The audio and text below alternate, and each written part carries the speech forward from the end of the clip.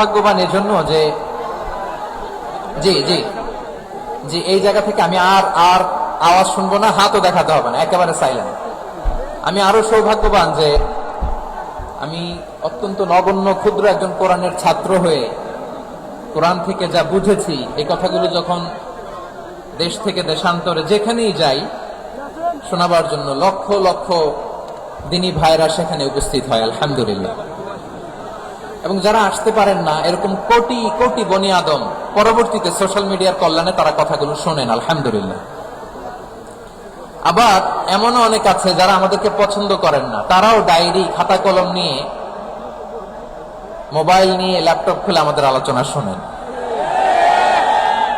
আমি তাদেরকেও ভালোবাসি, কারণ আমার স্লোগান হচ্ছে হেরে যাবে ওদের হিংসা, ষড়যন্ত্র, জিতে যাবে আমাদের ভালোবাসা। যারা আমাদের বিরোধিতা করে, আমাদের ব্যাপারে ঘৃণা ছড়ায়, তাদের জন্য আমাদের বুক ভরা দরদ আর ভালোবাসা আছে না নাই? কারণ ভালোবাসা দিয়ে যা জয় করা যায়, কঠোরতা দিয়ে তা পারা যায় না।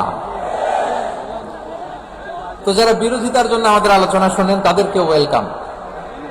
যারা আমাদের আলোচনা আউট অফ কনটেক্সট নিয়ে এক জায়গার মাথা আর এক জায়গার লেজ জুড়ে দেন, তাদেরকে ওয়েলকাম। গত সপ্তাহে আপনারা জানেন খুলনা বিভাগের প্রোগ্রাম আমি দিয়েছিলাম যশোরে, আদ্দিন ফাউন্ডেশনের উদ্যোগে। তো যশোরের প্রোগ্রামের এক ভিডিওর পেছনে আমাদের কিছু দিনী ভাইরা 6 বছর আগের এক অডিও ব্যাকগ্রাউন্ডে জুড়ে দিয়ে বিভ্রান্তি ছড়ানোর জন্য সোশ্যাল মিডিয়াতে ছড়িয়ে দিয়েছে।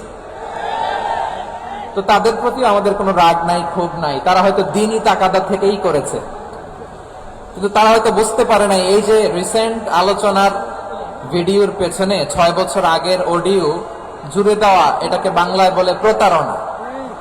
কি বলে? প্রতারণা, ধোঁকাবাজি। এখনকার আলোচনার ভিডিও আর ব্যাকগ্রাউন্ডে এডিট করে লাগিয়েছে 6 বছর আগের অডিও। এটাকে প্রতারণা বলে, ধোঁকাবাজি বলে। আর বিশ্বনবী বলেন, মান গাশশানা ফালাইসা মিন্না, the person who deceives us he is not among us. যে আমাদেরকে ধোঁকা দেয় সে আমাদের অন্তর্ভুক্ত নয়। তো বিশ্বনবীর এই হাদিস তারা মনে রাখে না। তো এজন্য শুধু বিশ্বনবীর প্রতি সাল্লাল্লাহু আলাইহি ওয়াসাল্লামের প্রতি সেরেফ ভালোবাসা আপনাকে বাঁচাতে পারবে না যদি বিশ্বনবীর আদর্শ আপনি গ্রহণ না করেন।